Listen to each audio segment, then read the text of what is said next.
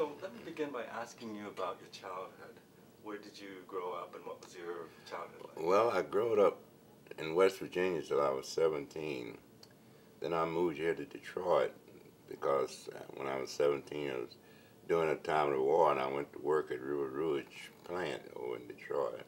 You know, they were making war material. And I went in the Marine Corps from there. And while in the Marines, I got hooked up with a big band they called the Barracudas. This band was performed by men out of bands like Glenn Miller, Harry James, Count Basie, Lionel Hampton. And it was a thrill to me to be part of a rubbing shoulders with big artists like that, you know. So I was fortunate enough to be a keyboard every once in a while with that band. So that's when I kind of made up my mind that I wanted to be a musician professionally.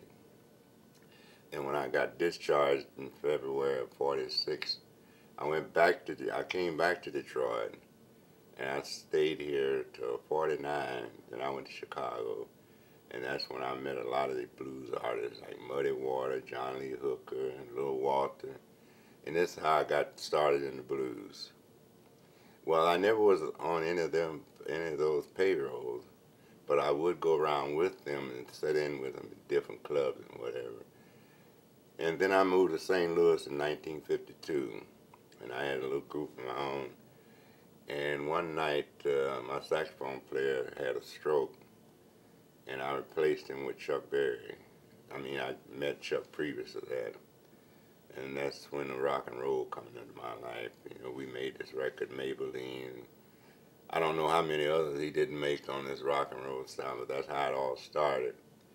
And I went on a tour, Alan Freed's tour out of New York. We had 101 one-nighters. And I got kind of fed up with rock and roll at all them hours, you know. So Chuck and I, we stayed together till 1973. From 55 to 73, we traveled together and whatever. Then I decided to get out on my own. That's when I kind of drifted over into the blues. Can I ask you, when you first started playing, how did you first get into music? Well, it was sort of a gift to me because my parents bought a piano when I was at the age of 5 or 6. And not really knowing what a piano was, I thought it was a big toy. And I would go in and go to banging on it, and I liked the sound come out of it. And every time I get a chance, I'd run and go to banging on it, run everybody out the neighborhood.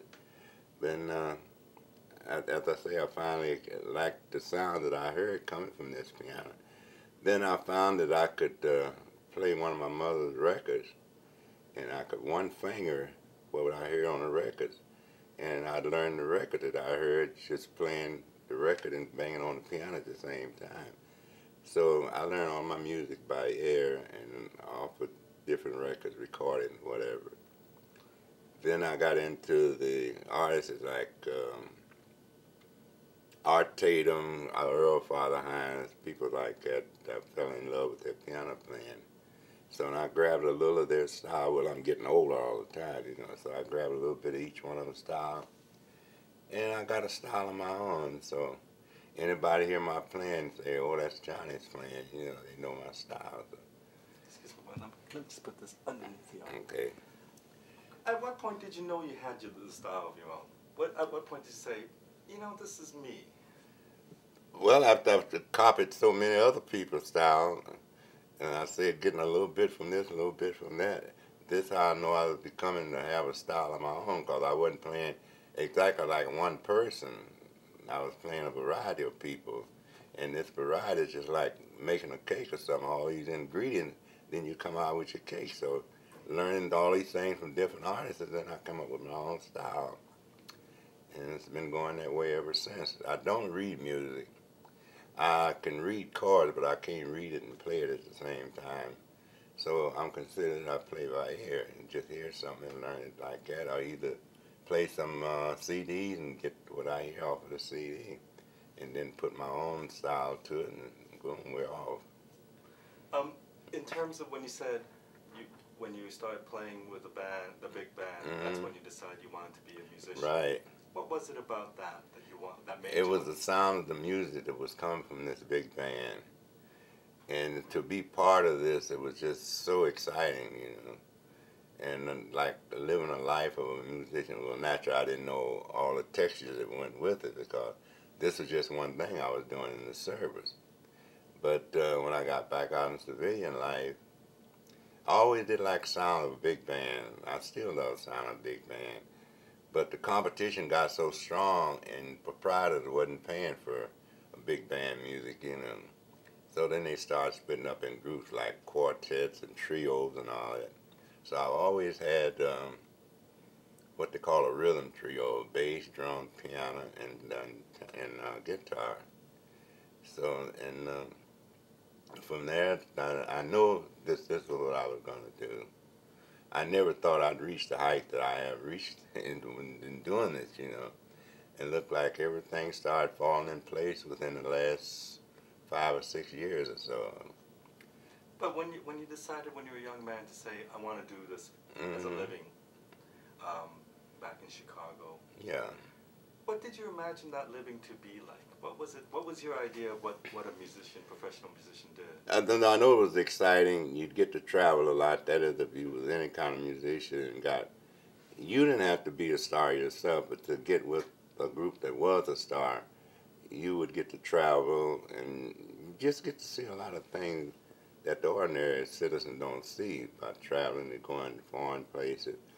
Now, since I've been out on my own, I've been booked in Africa, I've been booked in Australia, Portugal, Hawaii, you name it. I've been there, Japan. And I know just living a normal life, I never would have got to those places because I couldn't afford it in the first place. On the other hand, when you traveled with the rock show or with Chuck Berry's road show, and you did the 101 Nights and said, this isn't what I really want to do, what was it that you didn't like about it? Well, sometimes you'd run into problems where we would play someplace in the South where we couldn't get hotel rooms, we couldn't eat in restaurants and stuff like that. And that kind of turned you against what you were doing, But then you look at it, well, up north I don't go through this. I can go in any restaurant I want, I can go to any movie I want, and blah, blah, blah. But when you're in Rome, you do as the Romans do. So a lot of places that we had to play 2 dances, one for the white and one for the colored. And then the other time we go to a restaurant, we had to go around to the back. We couldn't eat there, but we could order food and take it back on the bus or something. I didn't appreciate that too much because I'd never been in that kind of environment before I got hooked up in the music deal. But I looked over that, and because I loved music so well, I was willing to make any kind of sacrifice so that I could keep on playing my music, So now that's water under the bridge. Now you don't go through that even down south. So I think I've conquered what I wanted to do so far as being a musician.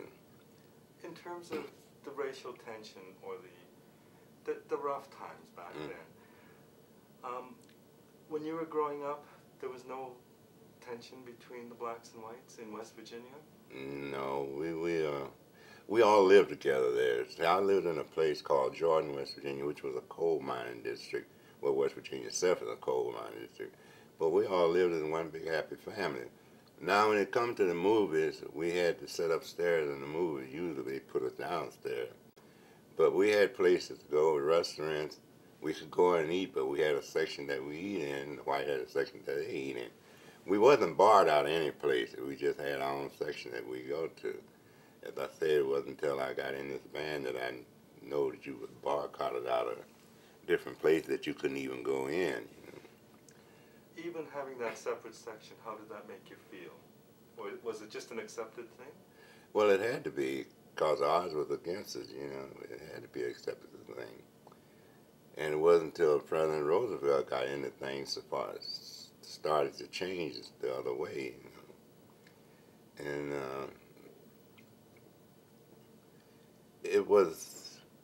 it changed slowly, but the change was coming.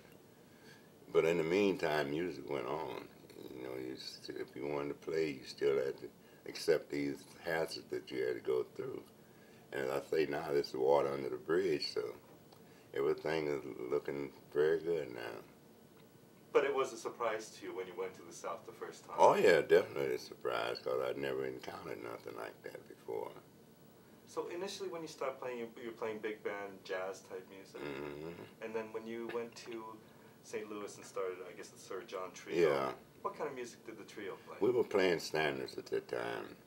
So it was like Stardust, Sunny Side of the Street, Moonglow, something like that, because that was a popular music at that time. And, well, to me, Fats Domino and them was playing rock and roll then, but it didn't have that name, you know. It was Alan Freed to give it the name rock and roll. But we were playing standards at first, and then we got into the blues thing.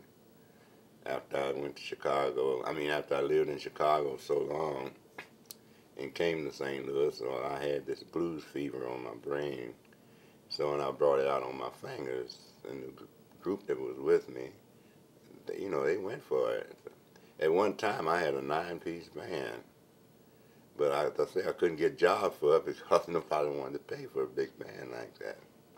So then I went down to 4 pieces, and I had a singer at the time, because I never thought I'd ever sing. It was Keith Richards kept badgering me to sing when I made this recording with him, 24/9, Talk is Cheap. We did this Tangeray thing, and he said, now we got the music to it, you gonna sing it. I say, man, you gotta be sick. I can't have talk, much less sing. So he kept on badgering me. I said, well, I'll go on and sing and let him know I can't sing. He'll let me alone. And damn if it didn't backfire on me. The artists, the people where I played at, the audience would say, you gotta sing, you got a voice for this, you got a voice for that. So I started singing. Now they can't shut me up. I guess they sorry they started me. How did they know you had the voice? Did you sing backup vocals or? No, it's just a thing Keith Richards had me to do on a Tangeray thing, and people heard it, and they gathered from that I had a voice to sing other songs, So when I got into it, and now as I say, they can't shut me up now. Tell me that feeling. If you could explain to me what that blues feeling that you got in Chicago that made you want to follow the Well, blues. the blues is a feeling. A lot of people consider the blues as being a sad occasion, but there's no such thing as sad blues. They sing the blues about they lost their lady or their girlfriend or whatever. And then there's also blues like let the good time roll and whatnot. Now that's a happy feeling. So actually the blues is only what you make out of it. And matter of fact, nobody have really defined it, the blues. It's just a feeling that comes out whatever you want it to come out of.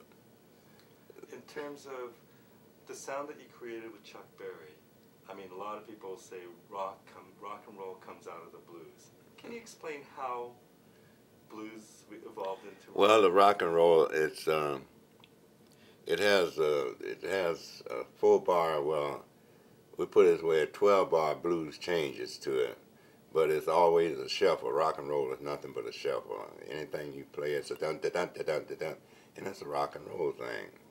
And the blues is whatever you play, it's a 12-bar changes. You know what you're going to hear before you hear it when you're playing the blues. So that's the only way I know how to determine the feeling between rock and roll and the blues. So I would say that the rock and roll did create, blues did create rock and roll. In terms of Chuck Berry's music that you contributed so greatly to, a lot of people define that as the beginning of rock and roll, or definitely a part of the beginning. When you started playing that, did you know that this was something very different and this was something very big, or did you have any idea? No, I never thought it would be big as it was, because when we started with our first recording, Maybelline, you already had Blue Suede Shoes out there, Carl Perkins. He put out Blue Suede Shoes. That was definitely a rock and roll thing. And a couple more artists was out there before Chuck was, but Chuck just had such a brilliant mind. We made over 125 records in less than 6 months, because you only had to put 2 songs on one of those 45, and he could make rhymes up just like that, and together we put the music to it. So the more he put out there, the Chess would put them right on the market, see. And that's why we were always on a rock and roll thing. They didn't have festivals back in that time. They just had concerts, as they call them, which is nothing but a festival now. And on from there, he just kept putting them out, putting them out, putting them out. And he got where he is today, which is a millionaire now. A friend told me, say, Chuck got more money than God, you know. So I had to go along with that. On the other hand, you kept on playing on your own, and then for a while there, you didn't even, is it correct that you didn't play at all? For about 6 months, I put it aside because the music, as I said, the competition was so strong. When I was married then and had kids, and I couldn't support my family with what I was making. At that time, the music scale wasn't but $8 per side man, $10 for the leader, unless you put a record out and was getting royalties off the record. And see, I was working in steel foundry and whatever, and I was bringing home a pretty good pay. So I couldn't do both of them at the same time because one would bring the other one down. Like if I played music on the weekend, I'd have to miss work maybe on a Monday or something, and you couldn't hold a job missing work back at those times. So I had to drop in. The last thing I did, before I got back into music, I was a bus driver for a senior citizen. Well, it wasn't paying too much, but it kept the pot boiling on the stove. You know. Then when I got back into music, it started paying off a little better, and now I'm living a comfortable life off of it now. Did you miss the music when you didn't play? I mean, what was it like? Oh, I would always go around on the weekend, go out for maybe an hour or so and sit in with some band. I had to play something. I just couldn't sit around and not play at all, you know. I wasn't on nobody's payroll. I just go sit in with them. Then I'd relieve the tension of that, and I'd come back home and watch TV or whatever, you know. Yeah, I missed it when I wasn't playing. So music is definitely... It's branded in me now. I don't think I could do anything else. I couldn't hold a day job down. Well, I'm too old for it now anyway. But I couldn't hold a day job down now and play music too. But if it wasn't the issue of money, and I'm not sure if it is, but at your age, it's you play because... I love it. That's the reason I play. As you say, money it has a big thing with it too, because you can't support a family or yourself either if you ain't got some kind of income with the way things are today. But I'm not in it just for the money. I'm in it because this is something God gave me a gift to do, and I think He wanted me to share it with the public, you know. And that's what I enjoy doing. At this stage in your life, when you play, get on stage and play, and I think obviously it's a little different because the focus is on you, but I mean, when it comes down to it, it's basically you playing music. How different is it from the time that when you first started with the big band or when you first started your trio to now? Because the spotlight is right on me. I can't afford to goof off like I did as a sideman because people wasn't paying the sideman no attention, but now anything go wrong, they look right at you, you know. So you have to be on your P's and Q's at all times. So I try to dress accordingly to the occasion that I'm playing for.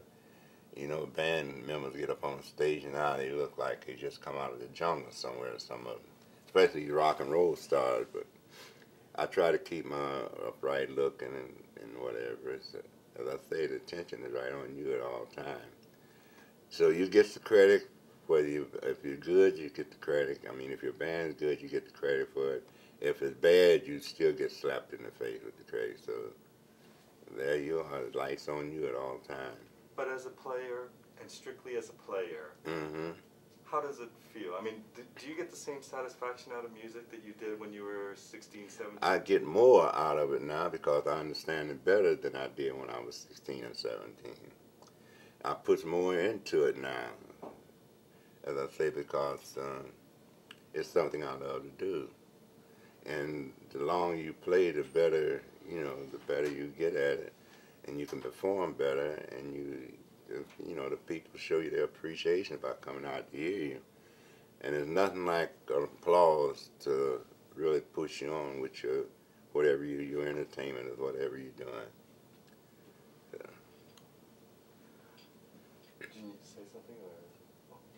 Or? Can I ask you, and I'm sure you've had hundreds and thousands of great moments, But can you share with me that one magical moment that might not be as obvious as being inducted to the Hall of Fame, or just something that, if you look back and you say, man, that was amazing? Yeah, I played for President Clinton, both of his inauguration balls, played for that. And then going to London, playing in the Royal Albert Hall with Eric Clapton doing his 24 nights. And then traveling over to Australia for the last 9 or 10 years. That was exciting. So I had quite a few great memories that I'll never forget. When you look back on it, to that young man who said, yeah, I want to do this as a musician, and you look at all the things that you've done, what goes through your mind? I have accomplished something. I've accomplished what I was put here to do, and still going at more to do more for my type of profession. In my home, I have all kind of awards. Even people give me glass pianos, as I say, I got all kind of awards. And naturally, approximations, I got several of those. And I got one from West Virginia State College last year. And also, I lecture at West Virginia State College every year now. And that's something I feel great about doing.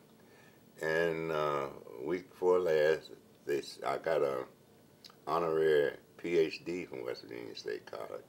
And they sent me a bobblehead. You know what a bobblehead is? They sent me one of them with my graduation robe and everything on. So those things you look back at and say, boy, I never thought this would happen to me. You know? Well, I guess when you get a bobblehead, it doesn't get any better than that, right? I mean, it's my face on there, you know. It's pretty amazing. Yeah. It's such a hot item, too, bobbleheads. Yeah, very much so.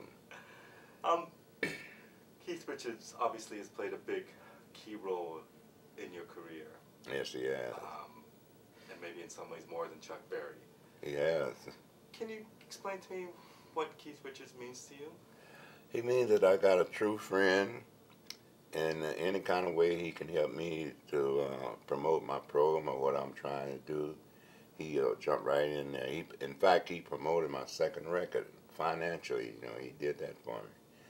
And anytime I play in New York, and he's in New York or Connecticut where he lives sometime, he'll come down and sit in with me the whole night, you know. So this makes me feel real good. Was that relationship just based on after the movie? Yeah, after we moved. Well, he knew of me before the movie, but he'd never met me in person. But during the movie time, that's when we got to be real close friends, along with Eric Clapton, too. Eric had a big write-up in the Life magazine about when he did this 24 nights. He said, I definitely want one musician with me, and that's Johnnie Johnson playing piano behind all the artists that's in this record, that's going to be on this record. I was surprised when I got the call from Eric Clapton manager saying that they wanted me to do this 24 nights with him, because I know that was a big buck coming, you know. So, and then I sat in with him several times after that. But I never get on the payroll permanently because, as I say, I'm out on my own now. But as occasion comes where I could do a job or so with him, just that one night, I would gladly do it. Blues has a very interesting audience base. People are very opinionated. Some people are too opinionated about the blues. And there are some people who might say that white people like Eric Clapton doesn't play the real blues. Yes, they do too. What would you say in terms of the color behind the blues?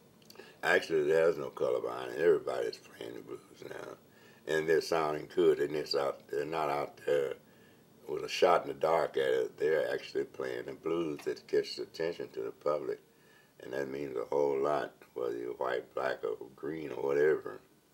I think Eric Clapton does a wonderful job of it. And another good friend of mine, Bonnie Raitt, she plays a lot of blues. In fact, anytime she comes to St. Louis and I'm home, she'll call me up to come down to the Fox Theater and sit in with her, you know. So it has no color nowadays. It's just something everybody's taking part in doing and doing it well. In terms of blues as it was when you first started to blues today, what's the difference, if any? Well, it's different because the blues nowadays explains more of what they're singing about than it did back in the olden days. Like the old days, they might put out songs like somebody's tramping on my potatoes and tearing up my vine and all that kind of stuff. Nowadays, it's telling a story about something. You know, like every day I have the blues. He's telling why he has the blues every day. So back in then, it's more explainable now what the blues is all about than it was back in those days. And the industry itself, being a musician, how different is it? Well, it's quite a bit different. I can't explain what difference it is, but it's quite a bit. People do it with more of a feeling now than they did back in the olden days. Because, as I say, when I started playing the blues, I was playing what I hear somebody else playing. Now I got ideas. See, I got 6 CDs out now. Back when I first started, I didn't know what making a record even consisted of. I just thought it was something that they put on the table and you sang it, and they took it and the needle made it, you know. But it's altogether different from that. It's a lot of technical work in doing a recording. If I said to you, if I said to you that I came up to you and said, I'd love to play the blues. Mm-hmm. I want to learn to be a blues man. What would your advice be to me? Get into it. Start studying it. Start listening to it. And if you already play an instrument, start practicing on your instrument to play the blues. If you didn't know exactly what you wanted to play, buy blues that you heard other people play and learn it off of that. And you wind up playing the blues, believe me. And I came to you and said, I have $20 in my pocket.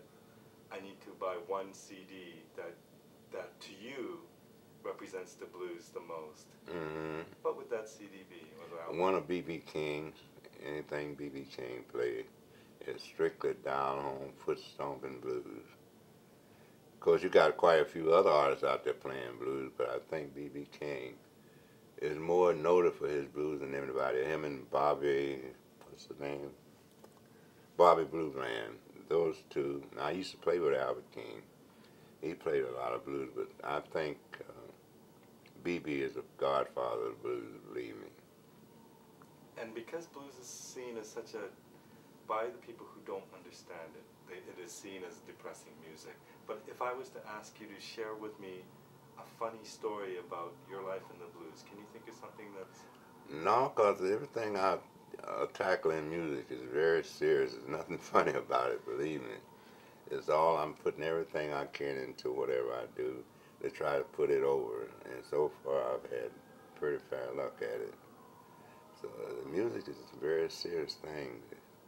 Only time you would have, I'd say, fun at it if you was in a show or something. And, you know, they had comedians or something in there, and you were on the band playing the blues or something. You might have fun doing that.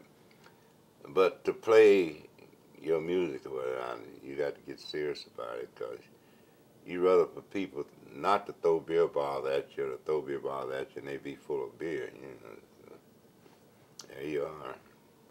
What's the first song that you learned to play on the piano? A song called You Can't, what was the name of that? Mama's going to town, Papa, he don't care. I'm going to squeeze your lemon because the stuff is really... I think that was the first thing I learned. That was way, oh God, I was about 8 years old then. You still remember it? I still remember it. Because my parents just went berserk when I started playing that. My final question to you. Uh-huh. With all that you've done, how would you like to be remembered? Well, I like to be remembered as a musician starting out from scratch. And there's the old saying, hometown boy did good. In fact, in West Virginia now, where I was born and raised, they got a big wall there with my picture painted on it and playing the baby grand piano. And every year, July 8th, it's called Johnnie Johnson Blues and Jazz Festival. And that'll go on even after I'm passed and gone on ahead, you know. So that's something I take to my grave with me. How does that make you feel? Great. Make you feel real great. You know you did something to leave behind to other people to follow. So I feel good about that. Thank you very much. All I really right. appreciate this. No problem.